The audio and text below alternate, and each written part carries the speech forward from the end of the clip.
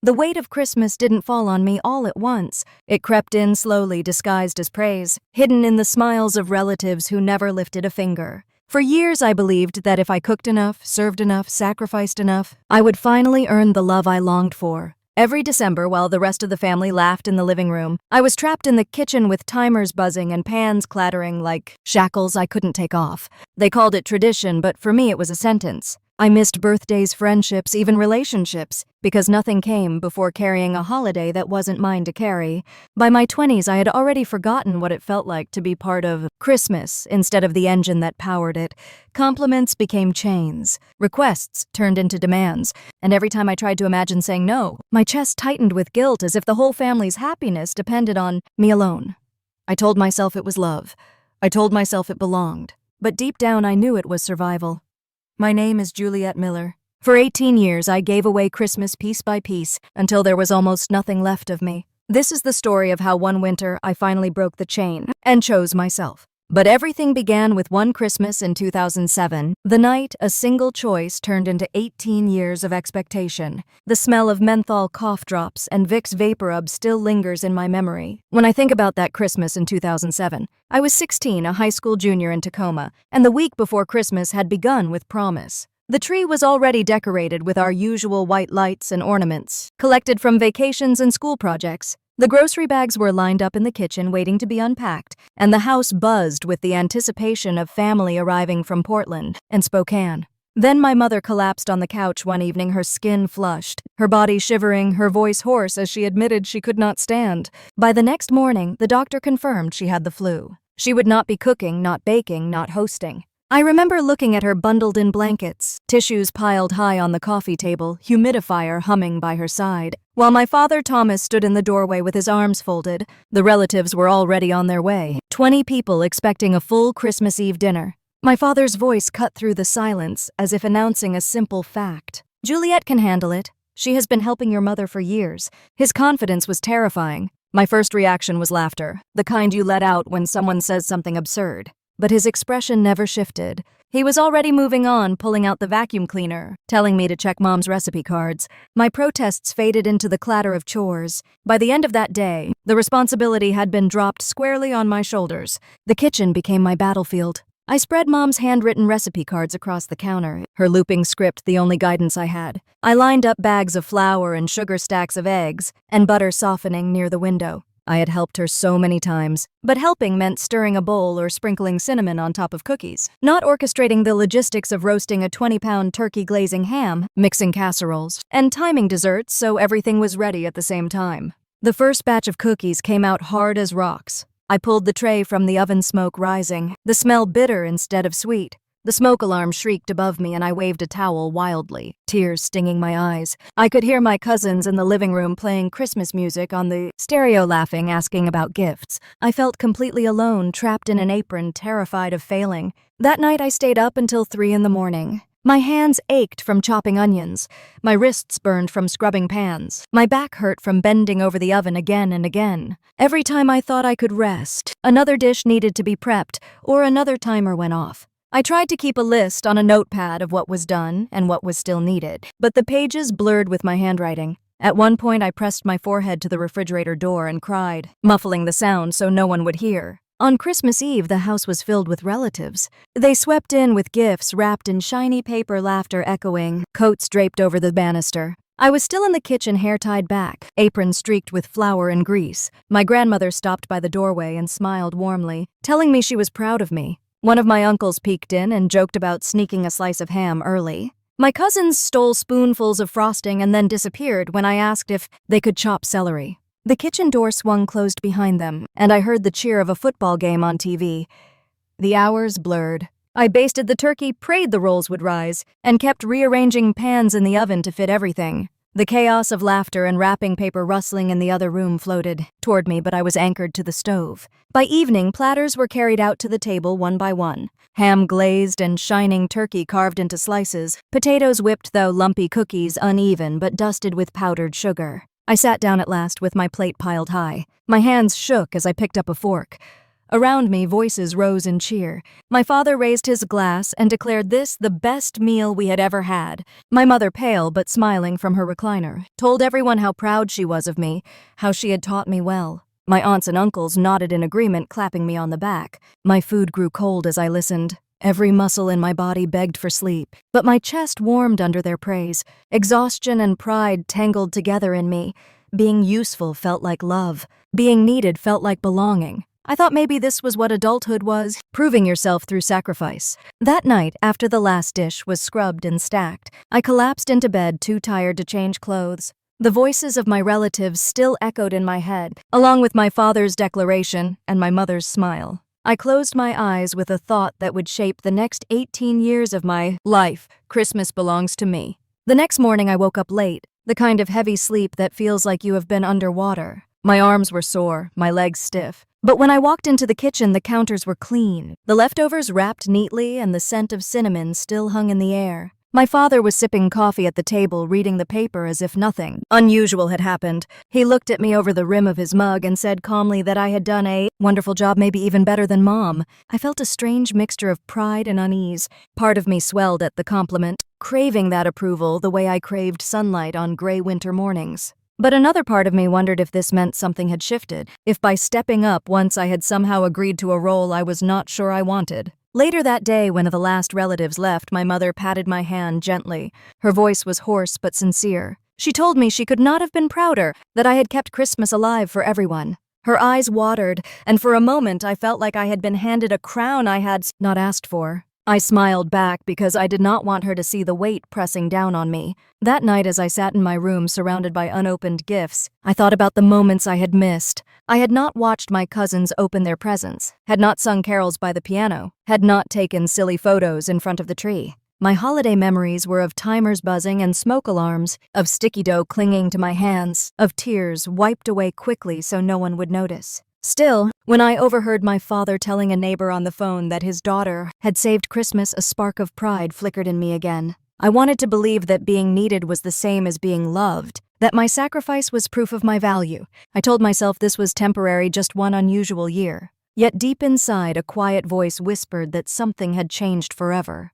Looking back now, I can see how that single Christmas rewrote the story of my life. At 16, I believed I had proven myself. I had taken on something impossible and survived. What I did not understand was that survival would become expectation, and expectation would become tradition. But on that cold night in 2007, all I knew was that I had stepped into a role bigger than myself. As I lay awake, staring at the faint glow of Christmas lights from outside my window, exhaustion pulling at me, I repeated the words that had been echoing all evening. Christmas belongs to me. The years that followed blurred together in a pattern that felt inevitable. What had begun as an emergency one December became the new rhythm of my life. Each Christmas, the expectation was already set before I even had a chance to open my mouth. By late November, my father would ask about the menu, my mother would remind me about her favorite sides, and relatives would begin calling to confirm what time dinner would be served. I was 17 then, 18 then 20, and every December I found myself chained to the kitchen without ever agreeing. Out loud, the guest list kept growing. Cousins got married, babies were born, friends of the family were invited. The number of people in our living room went from 20 to 30 and sometimes more. Every year I thought maybe someone would volunteer to help, but no one ever truly did. At best, an aunt would say, "Let me know if you need anything," and then vanish into the living room when I handed her a cutting board. My cousins wandered in and out of the kitchen stealing frosting or chips, but disappeared the moment I asked them to stir a pot. It became a running joke in the family that I was so good at cooking that no one else dared interfere. By my early 20s, I had developed a system to survive it. Grocery shopping happened in multiple trips with lists written down to the smallest detail. Prep work started days in advance. I would bake cookies on Monday, chop vegetables on Tuesday, make pie crusts on Wednesday, and start roasting on Thursday. By Christmas Eve, the kitchen was already a war zone of stacked pans and cooling racks. I timed oven space with military precision, scribbling schedules on Post-it notes stuck to the fridge. From the outside, it probably looked impressive, even admirable. My relatives bragged to friends about Juliet's famous roast or Juliet's perfect gravy. They raved about my cranberry sauce, my rolls, my cookies, as if I were running a catering company. It became part of my identity, not just within the family, but outside too. At school, friends would ask why I never came to Christmas Eve parties, and I would shrug and say I was cooking for my family. They would frown and ask why no one else pitched in, and I never had a good answer. It was tradition. The strangest part was how invisible my absence became. While everyone else watched Christmas movies, played board games, or gathered around the piano, I stood at the counter with a spatula in one hand and a dish towel in the other. I missed the surprise of my little cousins opening gifts,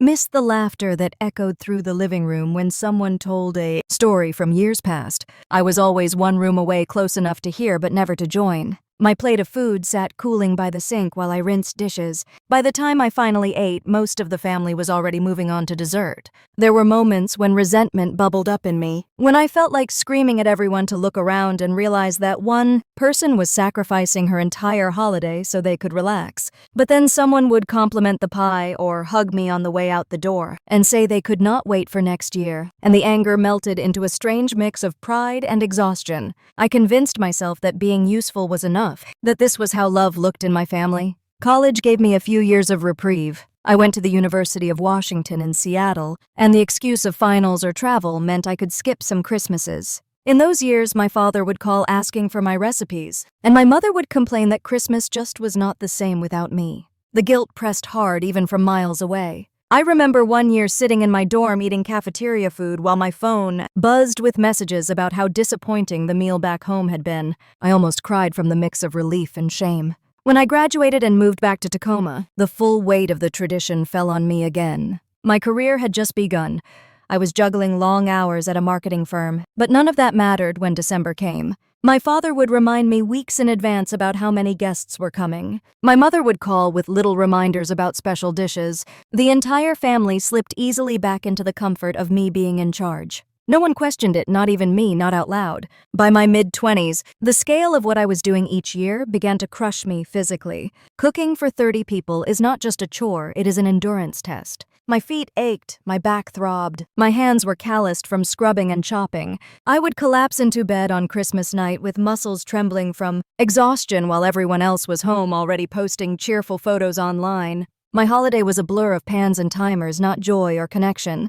What hurt most was how natural it felt to them. They treated my work like part of the season itself, as if Christmas trees, carols, and Juliet's cooking were all woven together. They never asked if I wanted to do it. They never noticed how pale I looked or how quiet I became by the end of the night. If I snapped at someone for dropping crumbs on the counter or complained about the noise, they teased me for being uptight. One December, my best friend Jessica invited me to her family's Christmas dinner. She said everyone brought a dish they played games after, and no one person was stuck in the kitchen. I told her I could not come because my family depended on me. She stared at me in disbelief and asked why. I opened my mouth but had no answer that sounded reasonable. I just said it was tradition.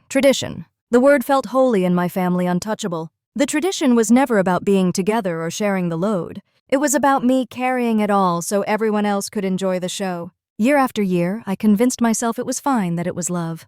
But in the quiet moments when I washed dishes alone long after midnight, I wondered if love should feel this heavy. It started subtly, the shift from a heavy workload to an impossible one. At first, I thought the stress came from numbers, from 30 mouths to feed, from the logistics of timing turkey and ham. But then the demands began arriving like little arrows, each one personal, each one impossible to dodge. The first came from Monica, my brother Dave's wife. She had married into the family a few years earlier and had a blog about clean eating and wellness. That Christmas, she pulled me aside in the kitchen with a sympathetic smile. She told me she had decided to go gluten-free for her health and asked if I could prepare an alternate version of everything so she would not feel left out. I stared at her flour, already dusting my apron, 3 pots boiling on the stove. I tried to explain that creating duplicate versions of every dish would double my workload. She tilted her head and said gently that she thought I cared about family, health, and support.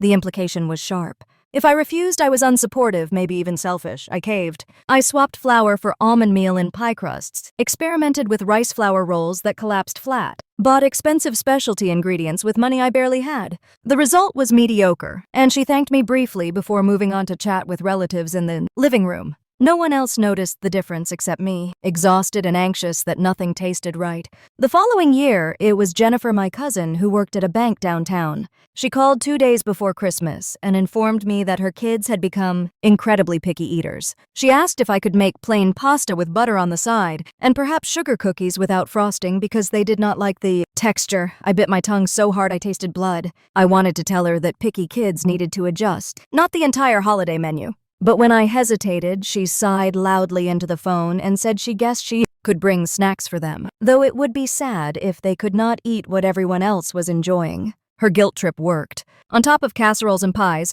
I boiled plain pasta and baked a separate tray of bland cookies that no one but her kids touched. Then came Uncle Robert. He was my father's older brother, retired from the post office, always arriving at gatherings with a new girlfriend. One Christmas, he introduced a woman who announced she was vegetarian. He looked at me expectantly and said he was sure I would make something special for her. I already had 3 meats in the oven, potatoes on the stove, casseroles lined up, and no room left in the fridge. I suggested politely that she could eat sides or bring a dish she liked. Uncle Robert frowned and said I was being difficult. He patted his girlfriend's hand and told her not to worry, that Juliet always made magic happen. Each year it grew heavier. My kitchen became a revolving door of demands. Dairy-free, nut-free, low-carb, low-sodium. Everyone had a preference, and every preference became my responsibility. When I protested, the words bounced back at me like accusations. Monica accused me of not supporting her health. Jennifer claimed I was neglecting children. Robert said I was unwelcoming to guests. My father Thomas was the worst. He would cut me off with his booming voice saying I was the best, that letting others cook would ruin everything, that I had a gift and it was my duty to use it. He said these words with pride as if they were compliments, but they landed like shackles around my wrists. I remember one particular Christmas when I was 26. The kitchen counter was lined with Post-it notes, each color coded for timing. The oven timer beeped constantly. My phone buzzed with last-minute texts from relatives, and I had not sat down since dawn. Monica poked her head in and asked if I had remembered to make a gluten-free pie. Jennifer's kids darted around my legs asking for plain cookies. Robert's girlfriend hovered, asking if the stuffing had meat stock in it. My father walked through smiling, saying how proud he was of me, how everyone was lucky to have someone so capable. Something in me cracked. I set down the knife I was holding and leaned against the counter, tears blurring my vision. My chest tightened as if the walls of the kitchen were pressing inward. No one noticed. They were already drifting back to the living room, trusting me to deliver miracles. I wiped my face quickly, turned back to the stove, and kept going because I did not know what else to do. That night, when the meal was served and compliments flew across the table, I forced a smile that felt carved into my face. Inside, I was hollow. My back ached, my hands shook, and I knew deep down that what had once been a show of love had turned into open exploitation. They did not see me as a daughter or a cousin or a niece. I was a resource, a machine that produced tradition on command. As the laughter echoed around me and glasses clinked, I realized the truth. My family would never stop asking. They would never draw the line themselves. Every year, the demands would grow more specific, more unreasonable, until there was nothing left of me but exhaustion. I cleared plates and stacked dishes, my ears ringing with the sound of their praise and their requests for next year. And in my chest, the exhaustion burned like a warning I tried desperately to ignore. That year, after everyone left, I stood in the quiet kitchen surrounded by towers of dirty pans. The dishwasher hummed, but the pile never seemed to shrink. My hands were raw from soap and hot water, my shoulders aching from hours of stirring and lifting. Midnight came and went. The only sound in the house was the clinking of plates as I stacked them, carefully so they would not break. My father had gone to bed without a word, my mother already asleep on the recliner, and the rest of the family home in their warm houses full and happy. I was still on my feet alone in the aftermath. I remember sinking onto a stool, staring at the crumbs scattered across the counter, the empty wine glasses, the frosting hardened on the edge of a mixing bowl. My throat tightened and I let myself cry. Not the quiet tears I had hidden before, but a full sob that shook my body. It was the kind of grief that comes from realizing you are invisible in plain sight. When I finally dragged myself upstairs, the sun was already beginning to tint the sky pale gray. I collapsed onto my bed, still wearing my flour-stained clothes. My body felt broken, but what scared me more was the hollow feeling in my chest. For the first time, I could not convince myself that this was love. I could not pretend anymore that being needed was enough. By the time Christmas 2022 arrived, I was 32 and already carrying the weight of more than 15 holiday dinners on my back. That December felt heavier than usual, as if my body knew something had to break. Work at the marketing firm had been brutal, with back-to-back campaigns and late nights, and I barely had time to breathe before my father dropped the news. 3 days before Christmas, he handed me a folded sheet of paper while sipping his coffee like it was nothing. 30 people, maybe 32 if a few extra friends came along. He said it casually, like adding 2 more bodies to the guest list was no different than buying another bag of chips. I stared at the paper, reading the names written in his sharp handwriting. It was longer than ever, a parade of relatives, their spouses, their kids, even distant friends who had no real connection to me. I felt my throat tighten. "Dad, this is too much. I cannot pull this together in 3 days." He looked at me with genuine confusion, like I was speaking another language. "You have always handled it. You will figure it out, you always do." Then he folded the paper back into his pocket, and turned on the news. For the first time, something inside me cracked loud enough that I could hear it. I wanted to scream, to throw the paper in his face, to demand that he acknowledge what this was doing to me. Instead, I bit my tongue until it hurt. I went shopping, loading my cart with turkeys, roasts, vegetables, cream, flour, everything that would somehow stretch to feed over 30 people. I felt like I was dragging my body through quicksand, every step heavier than the last. On Christmas Eve, I woke up before dawn, the air in the house still cold.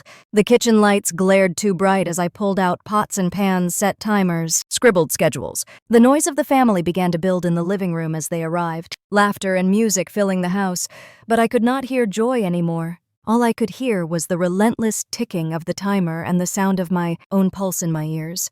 By mid-afternoon, my hands were trembling. I had burned 1 tray of rolls, the turkey skin was splitting, and the mashed potatoes turned gummy from being stirred too long. Every time I turned around, another person was in the kitchen making requests. Monica asked if the gluten-free stuffing was separate from the regular one. Jennifer asked if her kids' pasta was plain enough. Uncle Robert's girlfriend asked if the soup had any meat stock. Each question landed like a jab. My answers grew shorter, my voice tighter. No one noticed the edge in my tone. At one point, I walked into the pantry to grab sugar and closed the door behind me. The darkness swallowed me whole. I pressed my back against the shelves stacked with canned goods and slid down to the floor. My chest heaved, tears spilling down my cheeks. I muffled my sobs in my sleeve, terrified someone would come looking. For the first time, I thought I might actually walk away, just leave it all unfinished and let them deal with the chaos. But when the timer beeped again, I wiped my face and returned to the kitchen like a soldier marching back into battle. Dinner was served somehow. Platters of meat, bowls of sides, baskets of rolls, though nothing looked quite right. My family dug in, eagerly complimenting flavors, suggesting small improvements for next year. The turkey is a little dry, maybe less salt in the stuffing. These rolls remind me of Aunt Margaret's. Their voices blurred together until it sounded like static. I forced a smile, nodding, laughing at the right moments, though my insides felt hollow. I ate, standing at this counter, while everyone else lingered at the table. My food was lukewarm by the time I picked up my fork. I stared at my plate. The mashed potatoes, heavy and thick, the turkey stringy. It could have been cardboard for all I cared about. My body ached so badly I thought my bones might shatter if I moved too quickly. After the dishes were cleared, I escaped upstairs to my room. I lay down still in my apron, the smell of grease clinging to my hair. Downstairs I heard laughter, the crinkle of wrapping paper, the clink of glasses. My phone buzzed with messages from friends inviting me to join their parties, to relax, to celebrate. I turned it face down and closed my eyes. The next morning, my mother called me to the kitchen while she sipped her tea. She said gently that I seemed too stressed, that maybe I needed to learn how to handle pressure better. My father agreed, saying with pride that I had pulled it off again, but maybe I should not take it so seriously. I stood frozen, their words echoing in my head. Not once did they suggest helping. Not once did they question if this was fair. The solution was always me adjusting me, swallowing me, carrying more. I nodded and smiled because I did not know what else to do. But inside, something shifted permanently. For the first time, the thought burned in me that this could not continue, that I was being crushed under the weight of a tradition that no longer had anything to do with joy or love. It was labor dressed up as devotion, and I was the only one paying the price. That year became the turning point. I would not call it out loud yet, but the decision was already forming inside me like a seed pressing against the soil. I could not survive another holiday like that. Something had to give, and it was no longer going to be me. That night, after everyone left, I moved like a ghost through the wreckage of the house. The dining room table was littered with crumpled napkins, half-empty wine glasses, and crumbs ground into the tablecloth. The kitchen looked like a battlefield, pans stacked precariously, gravy hardened on the stove, streaks of butter smeared across the counter. I had no energy left to clean, no strength to scrape the plates or load the dishwasher. I simply stood there staring, swaying slightly from exhaustion, until I finally pulled it off my apron and let it drop to the floor. When I walked upstairs, the mirror caught me by surprise. My face was pale eyes, red-rimmed hair frizzed and stuck to my forehead. I looked like someone 20 years older. For the first time, I asked myself what the point of any of this was. My cousins were probably at home scrolling through the photos they had taken. Together, Monica was posting cheerful updates on her wellness blog. Robert was likely telling his girlfriend how his family knew how to put on a feast. And me, I was alone in a silent house, my body aching, my spirit hollow. Sleep would not come. I lay awake listening to the heating system click on and off, my heart racing as though I were still in the kitchen juggling timers. Every time I closed my eyes, I saw smoke rising from burnt rolls, heard the shrill beep of alarms, felt the sting of being told again and again that I was too stressed, too sensitive, too incapable of handling what was apparently my natural duty. In the quiet darkness, I realized something I had been afraid to admit for years. This was not tradition anymore, not in any way that mattered. It was servitude disguised as love obligation, masquerading as family pride. And if I continued, it would break me. January came with gray skies and freezing rain that seemed to soak straight into my bones. The house was finally quiet. No relatives, no smells of turkey or ham clinging to the air, but I carried the weight of December in my chest like an anchor. Jessica had been texting me for weeks, reminding me gently that I could not keep going like this. One afternoon, she called and said she had looked up a therapist in downtown Seattle and that she had already emailed me the information. At first, I bristled, embarrassed that I needed help, but her voice was steady. "You cannot fix this by yourself, Jules. You need someone outside your family to help you see what is really happening." So on a cold Tuesday morning, I found myself in a small office with soft lighting and bookshelves lined with psychology texts. The therapist's name was Dr. Harris, a woman in her 50s with calm eyes and a steady voice. She asked me to tell her about Christmas. The words tumbled out, starting with the year Mom got sick, rolling through the years of shopping lists, requests, guilt trips, and exhaustion. I talked until my throat went raw. When I finished, she sat quietly for a moment before asking the simplest question. "Do you enjoy cooking for your family?" I froze. "I used to," I said slowly, when it felt like helping instead of mandatory labor. "And what would happen if you said no?"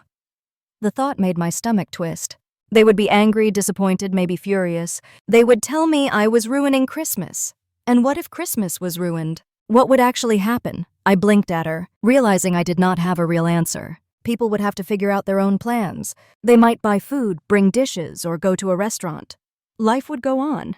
That session ended with me walking out into the drizzle, feeling like the ground had shifted beneath me. It was the first time I had considered that I had a choice, that the world would not collapse if I refused. A week later, Jessica invited me for coffee at a small cafe near Pike Place. We tucked ourselves into a corner booth, the air filled with the scent of espresso and pastries. She listened while I recounted what the therapist had asked me. Then she leaned forward and told me her own story. After law school, her family had leaned on her for money, asking her to pay bills to co-sign loans to solve every crisis. For years, she said yes until she was drowning in resentment. The day she finally told them no was brutal, but over time they adjusted. Some relationships grew stronger, some fell away, but she gained her life back. I asked her if she felt guilty. Of course, she said at first. But guilt fades and freedom does not.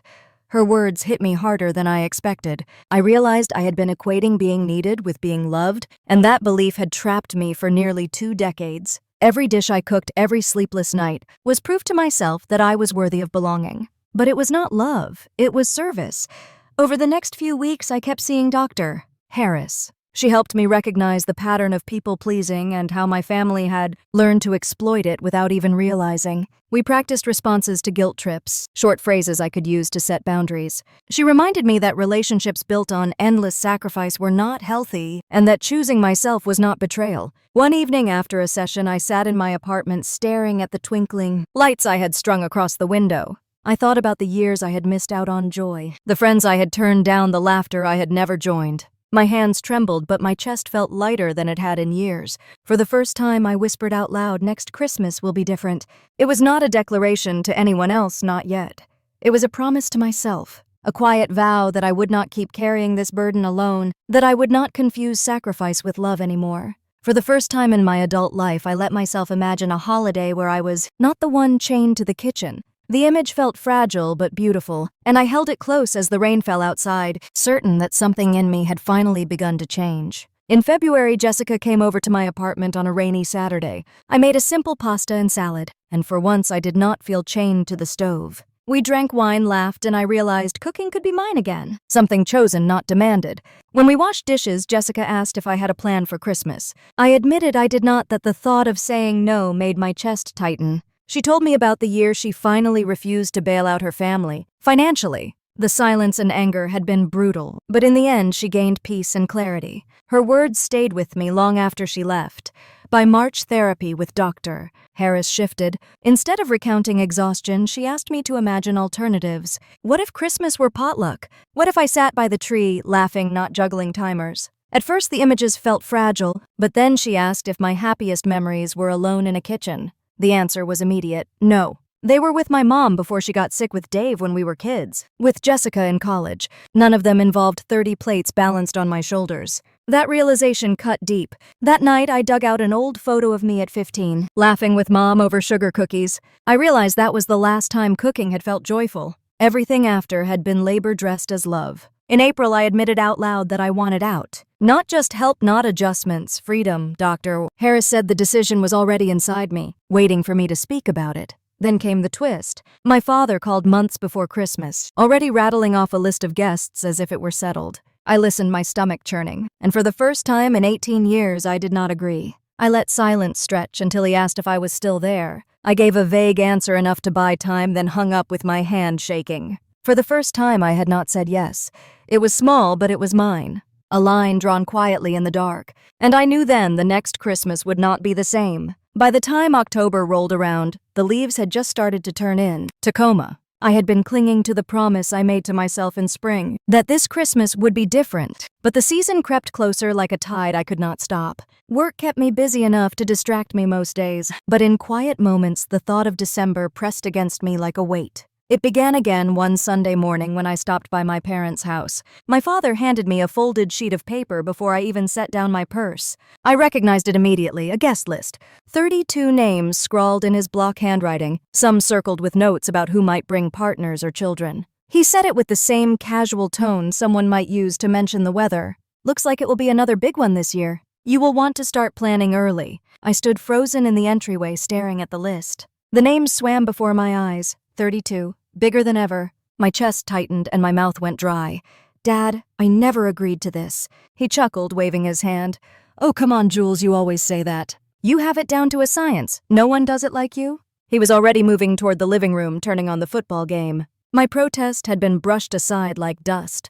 That evening, Mom called me. Her voice was lighter, but the words were the same kind of chains. "Don't forget the special cookies, honey. The kids wait for them every year." I wanted to say I was not making them, that I was not doing any of it, but the silence stretched, and I heard myself murmur, "I'll see what I can do." When I hung up, I pressed my forehead against the wall, furious at myself. One phone call, and I was already unraveling. The weeks slipped into November, and my calendar filled with work deadlines and family messages. Monica texted to ask if I could prepare an extra gluten-free dessert this year. Jennifer called to say her kids still preferred plain pasta. Uncle Robert mentioned that his girlfriend was now vegan, not just vegetarian. Each message pulled me further into the undertow, and even as my mind screamed, my body began falling into old habits. I wrote lists, clipped recipes, browsed grocery flyers. It was muscle memory, the kind that made my hands move even when my heart resisted. One night, I sat at my kitchen table with scraps of paper spread before me. I was scribbling shopping lists, calculating oven schedules, my chest tight with dread.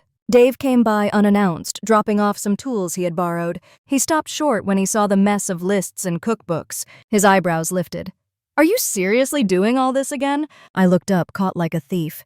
"It is just easier if I start early." He leaned against the doorway, his voice quiet. Easier for who? The question stunned me. No one in my family had ever asked me that before. I tried to brush it off, laughing weakly, saying it was tradition. But he did not smile. He studied me for a long moment and then said, "You do not look like someone who is excited for Christmas. You look like someone preparing for battle." Then he set the tools on the counter and left, the silence of the apartment pressing heavy after he was gone. That night I lay awake staring at the ceiling, his words replaying in my mind. Preparing for battle. That was exactly what it felt like. Every list, every demand, every phone call was another order barked at a soldier who had no choice but to obey. I realized with a sick twist in my stomach that I was already halfway back in the cage I had promised myself I would leave. The days ticked down toward December, and the pressure mounted. Relatives called with casual assumptions. "What time is dinner again this year? Could you make sure there is something?" Without dairy, I heard myself giving vague answers, my throat dry, unable to find the courage to say no. The momentum of 18 years pulled me like a current, dragging me back to shore, no matter how hard I tried to swim the other way. One afternoon in late November, I caught myself wandering the aisles of Safeway with a cart already half full. Bags of flour, sugar, cranberries, spices. I froze, staring at the items, realizing I was buying my own chains again. My hands gripped the cart until my knuckles turned white. I left it abandoned in the aisle and walked out into the cold air, my heart racing. Back at home, I found another text from Dad. "Remember to start the turkey at 4 a.m. This year, especially with so many people coming." The casual certainty in his words made me want to scream. I threw my phone onto the couch and sat at the table, pressing my hands against my eyes. I could hear Dave's voice in my head asking me who this was easier for. The answer was so obvious I felt sick. Easier for them, never for me. Still, the fear of confrontation sat heavy in my stomach. I imagined the outrage, the guilt trips, the accusations. I imagined my mother's voice breaking my father's anger, the texts flooding in.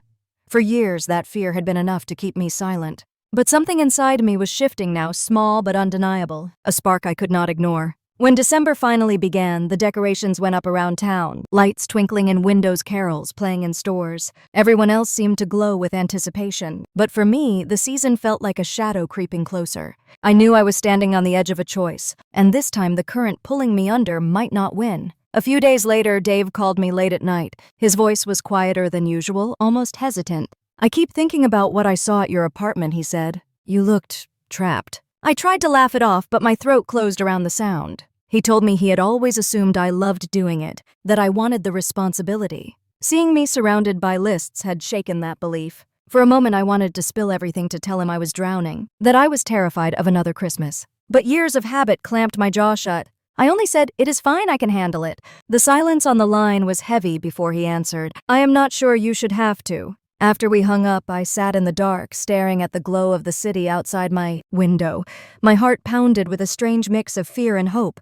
For the first time, someone in my family had seen the truth. Dave's words echoed in my head long after the call ended. "I am not sure you should have to." It was the first crack in the wall, a reminder that maybe I was not as alone as I thought. 3 days before Christmas, the air in Tacoma was sharp with cold, the kind that stung my face as I pushed through the sliding glass doors of Safeway.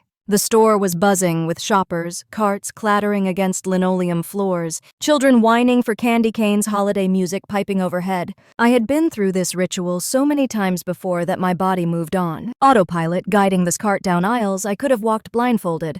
Flour, sugar, butter, cranberries, sweet potatoes, turkey stock. My cart grew heavy as I piled in bag after bag, my list scrawled on a notepad balanced on the handle. I checked off each item mechanically, my stomach churning with every scratch of the pen. 32 mouths to feed, and I was supposed to do it alone. The list of demands from my family echoed in my head like orders from a drill. Sergeant, gluten-free stuffing, plain pasta for picky kids, vegan side dishes, special cookies. Halfway down the baking aisle, I stopped. The cart was already overflowing boxes stacked dangerously high, and still the list wasn't finished. I stood there gripping the handle until my knuckles whitened. Around me, people bustled cheerfully, humming along to the carols, chatting about travel plans. Their carts held wine, cheese, maybe a ham or pie. Mine looked like it belonged to a professional caterer. A wave of dizziness swept over me. For a long moment, I simply stared at the mountain of groceries. The thought slammed into me with brutal clarity.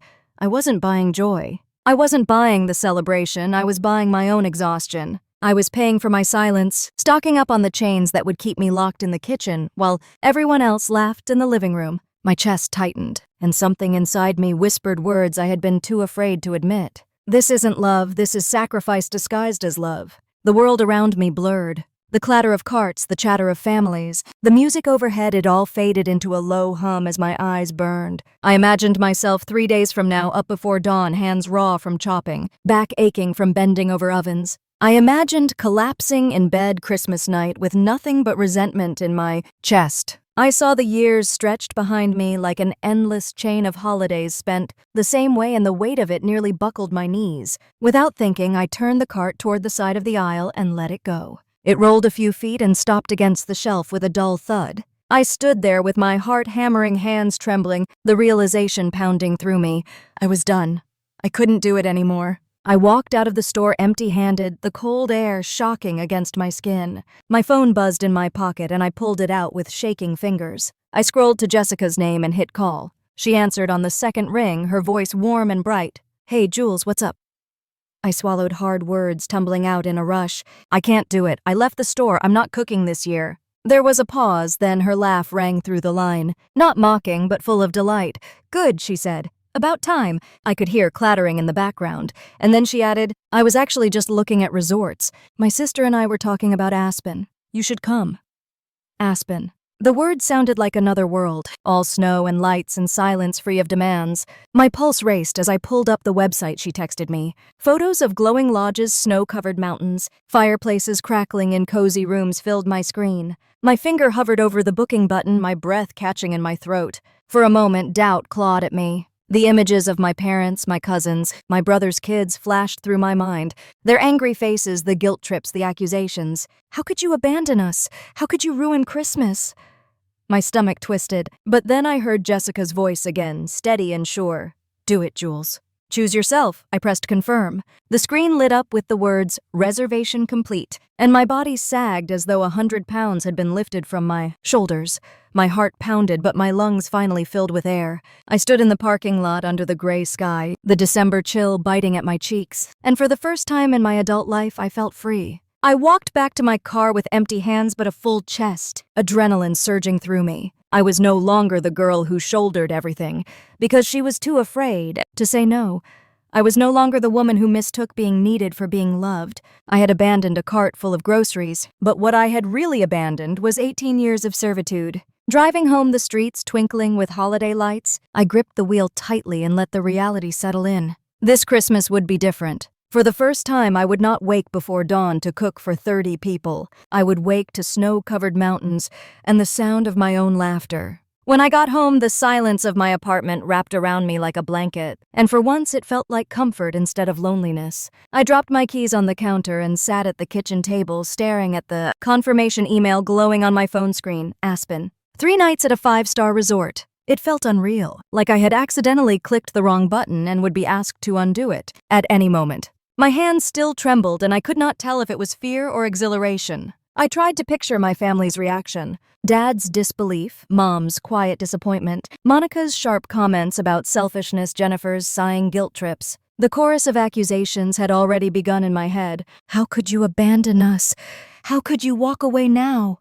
But another voice rose, louder, one I barely recognized as my own. You do not owe them your exhaustion. I stood and walked to the window, watching the street below where neighbors strung lights across their porches. For years, I had looked at those lights with dread, knowing they meant the season of servitude was beginning. Tonight they looked different, like tiny sparks reminding me that joy was possible. Later, I poured myself a glass of wine and sat on the couch, forcing myself to breathe slowly. My phone buzzed with a new text from Dad. Just a reminder. Start early with the pies this year. You know how much everyone loves them. I stared at the words until my chest burned. He had no idea that the world had shifted beneath his feet, that the daughter who had always nodded and obeyed had already slipped out of his grasp. I did not answer. For the first time, I set the phone face down, letting the silence linger. A current of fear still ran through me, but beneath it was something stronger, a steady pulse of defiance. I went to bed that night with the email open on my phone beside me. The words "reservation confirmed" glowing in the dark. My heart raced, but when I closed my eyes, I felt lighter than I had in years. I was stepping into unknown territory. And though the storm of confrontation was coming, I finally believed I could survive it. The next evening, the phone rang while I was cooking a small dinner for myself. Nothing more than a grilled cheese sandwich and tomato soup. Dad's name flashed across the screen. For a moment, I considered letting it go to voicemail, but I picked up. Bracing myself, his voice was brisk businesslike. "All right, Jules, so we are set for Christmas morning. Cooking starts at 4 a.m. with the turkeys. Uncle Robert's bringing his girlfriend again, and apparently she's vegan now, so make sure there are options. Also, Monica texted me about her gluten-free rolls. Oh, and Jennifer's kids will only eat plain pasta, so be sure to have that ready too." He rattled off the instructions like a man reading from a grocery flyer. I held the phone tight, my pulse pounding in my ears. "Dad," I said, my voice low, "I'm not cooking this year." There was silence on the other end, heavy and incredulous. "What do you mean you're not cooking?" "I mean I'm not doing Christmas dinner. I'm not hosting. I'm not making food for 32 people. I'm going out of town." The silence stretched so long I thought the call had dropped. Then his voice returned sharp with disbelief. "Juliet, this isn't funny. 30 people are expecting dinner. What are they supposed to do? Starve?" My throat tightened, but I forced myself to stay calm. "They can figure something out. Catering, restaurants, a potluck. Families across America manage Christmas without one person doing all the work." He sputtered, his voice rising. "How can you be so selfish? Your mother and I have counted on you. The family has counted on you. Everyone looks forward to your meal. You can't just walk away." I felt my hands shaking, but kept my tone steady the way Dr. Harris had coached me. "I'm not abandoning anyone. I'm choosing not to be the unpaid caterer anymore." I could hear him pacing, the sound of his footsteps echoing through the receiver. "This is not optional, Juliet. It's tradition. You're the best at it. If others try, it will be ruined." That word again, tradition, dropped like a stone in my gut. I took a breath. "Then let it be ruined." There was a sharp intake of breath. Then his voice turned from anger to desperation. "Please, Jules, just this year. After that, we can talk. Think about the children. Think about your mother. Don't ruin Christmas for everyone." I closed my eyes, letting the guilt crash over me like a wave, then letting it roll back. I thought about all the years I had cried in the pantry, the times I had missed laughter and gifts, the mornings I had risen in the dark to start ovens while everyone else slept. I thought about the confirmation email glowing on my phone. "I can't, Dad." "I won't." His anger roared back louder this time. "You are ungrateful. You think you're too good for this family. If your mother could hear you now." My chest tightened, but I cut him off. "Mom knows. She always knew. She just never stopped it. And I'm done." I hung up before he could respond. My hands were trembling so badly I had to set the phone on the counter. Almost immediately it buzzed again, then again, as if he were trying to force me back into the conversation. When I didn't answer, the texts started. From Dad, from Mom, from Monica, from Jennifer. Words blurred together, selfish, abandoning, ruining, ungrateful. My screen filled with accusations until I turned the phone off completely. The apartment was silent except for the hum of the refrigerator. I leaned against the counter, my chest heaving, and realized my body was shaking with adrenaline. It felt like I had just run a marathon. But beneath the fear, beneath the sting of their words, there was something else pulsing steady inside me. Relief. Later that night, I turned my phone back on, bracing for more fury. The messages poured in just as I expected. Some were angry, some desperate, some manipulative. But buried in the flood was one that stopped me. It was from Dave. "I don't blame you. I think you're right." I sat down hard on the couch, staring at his words until my eyes blurred. My brother, the one who had always stayed silent, had finally spoken. It wasn't much, just a line on a screen, but it was enough. For the first time since the fight began, I felt a flicker of hope that maybe I wasn't as alone as I thought. I went to bed that night knowing the storm was only beginning, that Christmas morning would be chaos, that my family would paint me as the villain. But as I closed my eyes, Dave's words replayed softly in my head, steadying me. "I don't blame you. I think you're right." After midnight, the calls slowed, but the messages kept coming. Some were long paragraphs dripping with guilt. Aunt Marie wrote that I was destroying the one time of year the family truly came together. Jennifer texted that her children would cry if Christmas wasn't the same. Monica accused me of being dramatic and cold. Even Mom added her voice, saying she didn't understand how I could walk away after all she and Dad had done for me. Each word cut reopening old wounds I thought I had buried. But then another message arrived, this time from my cousin Mark, who was usually quiet at gatherings. "I never realized how much you actually did," he wrote. "I'm sorry we took you for granted." A few minutes later came another from Aunt Linda. We should have helped more, Juliet. I get why you're tired. The screen glowed with their words, and I felt tears sting my eyes. Not from guilt, but from something else. Recognition. For once, someone was actually seeing me. The contrast between voices was dizzying. Half of my family raged, insisting I had ruined Christmas, while the other half whispered apologies, unsure of what to do with their own shame. I sat curled on the couch with a blanket around me, watching the storm break apart into fragments, some pieces sharp and cutting, others soft and unexpected. Dave texted again close to 2 in the morning. Mom and Dad are furious, but I'll cover for you tomorrow. Do what you need to do. I read his words over and over, the relief sinking deep into my bones. My brother had stepped forward, and that small act felt monumental. When I finally turned off the lights and lay down, the house was still and quiet. My phone buzzed a few more times, but I ignored it. Sleep came slowly, dragged down by adrenaline and fear, but beneath it all, there was a strange calm. I knew the fallout was only beginning. Tomorrow would bring more anger, more chaos, more proof that tradition had been built on my silence. But for the first time, I was not dreading the storm. I was ready to watch it unfold from a distance. Christmas morning dawned with snow drifting softly against the windows of my Aspen hotel room. I woke to the muffled quiet of mountains wrapped in white, the kind of silence I had never known on a holiday. No timers, no oven doors slamming, no lists taped to the refrigerator. For the first time in 18 years, I was not standing in a kitchen before dawn. I stretched beneath the warm blankets, the scent of pine from the lobby decorations lingering faintly, and let myself simply breathe. While I was pulling on a sweater, my phone buzzed. A dozen unread messages filled the screen, all sent within the last hour. I braced myself and opened them. Monica furious, Jennifer panicked, my mother frantic. Dad's words were clipped and cold. 30 people are here. No food. This is a disaster. I imagined them in Tacoma, relatives filling the house, voices rising as they realized nothing had been prepared. I could almost hear the chaos, kids crying, adults bickering, the desperate shuffle for takeout menus. I set the phone down and went to meet Jessica and her sister in the lobby. The hotel glowed with garlands and a crackling fire. Guests drifted past in ski gear, their cheeks pink from the cold. We sat by the fireplace sipping coffee while the staff set up a brunch buffet of omelets, pastries, and champagne. I filled my plate, sat down at a table overlooking the slopes, and tasted food someone else had made. It was simple, but to me it was freedom on a fork. Between sips of coffee, I scrolled through more updates. Aunt Marie texted that they had scavenged together a meal from whatever was left in the pantry, boxed macaroni, canned beans, frozen pies. Jennifer complained the kids hated it. Uncle Robert reportedly stormed off to a diner with his girlfriend. My father fumed that this was the worst Christmas in family history. I almost laughed, the sound sharp in my throat. For years I had carried their holiday, and the first time I set it down, the whole system collapsed.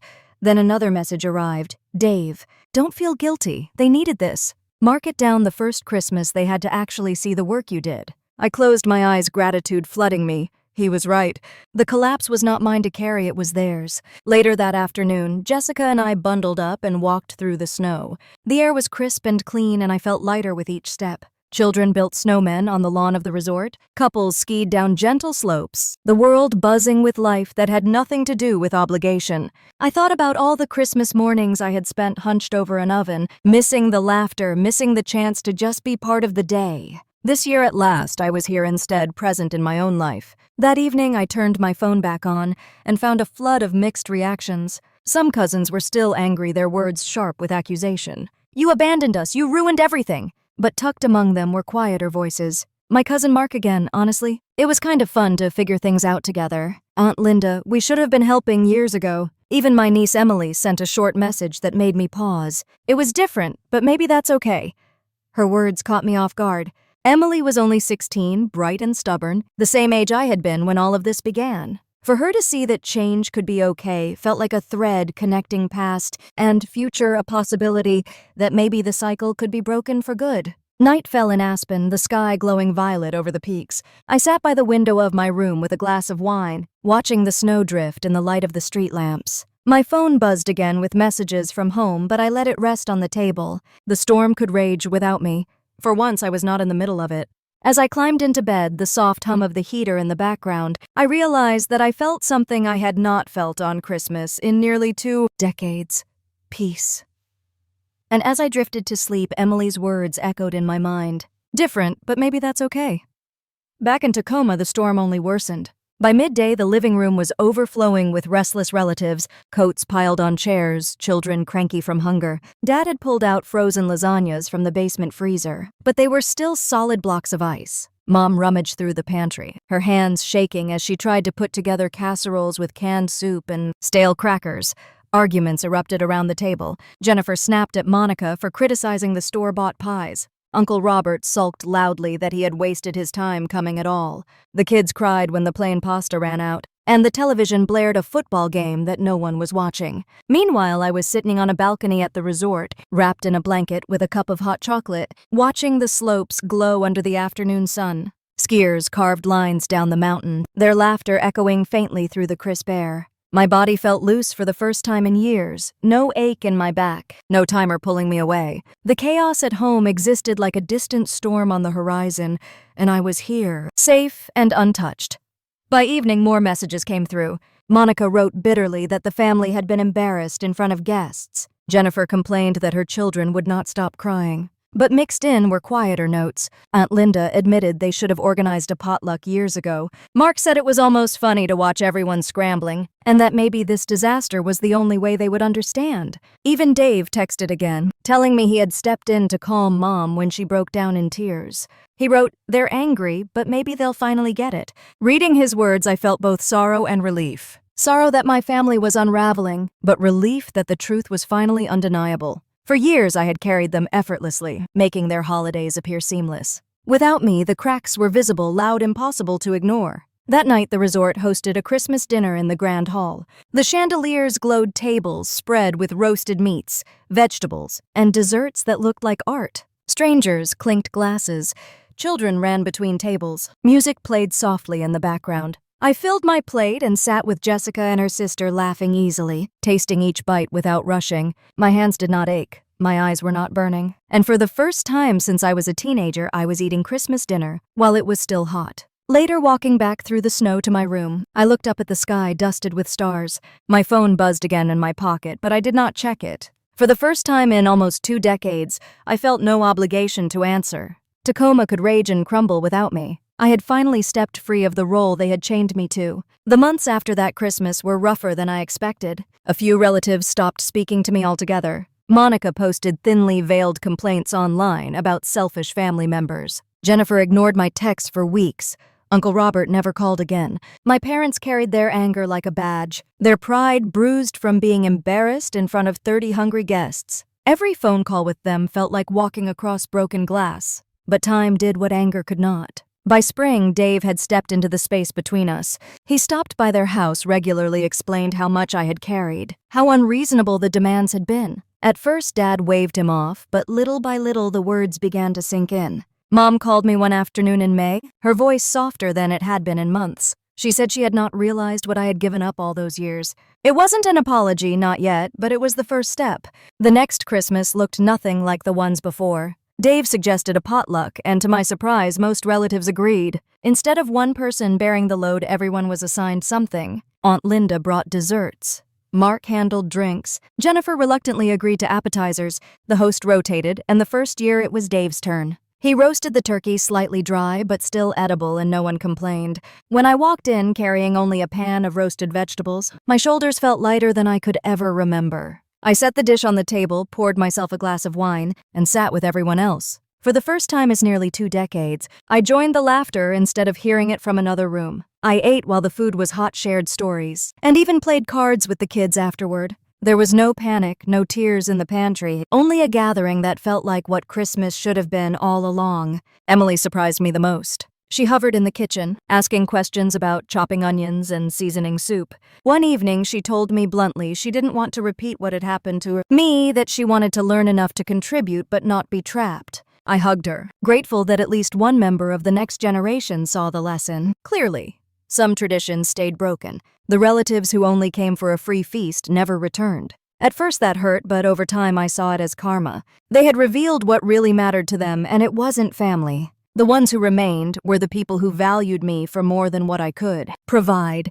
Meanwhile, I kept my new tradition alive. Each year, Jessica and I booked a trip together, sometimes back to Aspen, sometimes exploring new places. Some years I skipped the family potluck altogether. Others I showed up with a single dish and left early. The difference was that now I had the choice. Christmas was no longer a prison. It was an open door I could walk through however I wanted. Looking back, I see that my rebellion was never about abandoning my family. It was about saving it. The old pattern would have broken me, and maybe broken the bonds between us entirely. By refusing to play the role of unpaid caterer, I forced everyone else to face their own responsibilities. The ones who loved me adapted, the ones who didn't fell away. To anyone who has felt the weight of traditions that crush instead of celebrate, I will say this. Choosing yourself is not selfish, it is necessary. Boundaries are not walls that keep families apart. Sometimes they are the only thing that can save them. It took almost 2 years for the sting of that first broken Christmas to fade, but by then something remarkable had happened.